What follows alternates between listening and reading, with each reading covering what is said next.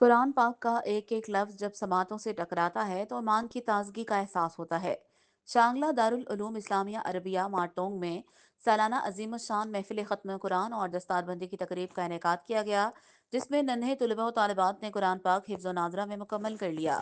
تقریب میں علماء کرام اور علاقہ معاہدین نے کثیر تعداد میں شرکت کی۔ دستار بندی و ختم القرآن کا پروقار اور پر رونق پروگرام منعقد ہوا، جس کے مہمان خصوصی شیخ القرآن والحدیث محترم مفتی محمد وہاب صاحب تھے۔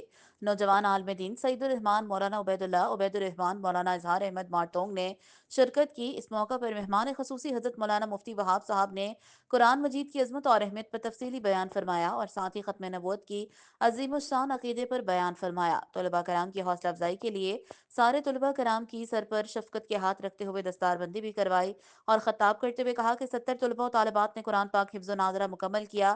ان کا مزید کہنا تھا کہ ہمیں دینی تعلیم بھی اپنے بچوں کو دینی چاہیے، کیونکہ اس میں دنیا اور آخرت کی کامیابی مضمر ہے، کیونکہ یہ وہ صحیح راستہ ہے جس میں ہم اپنے بچوں کی صحیح رہنمائی کر سکتے ہیں۔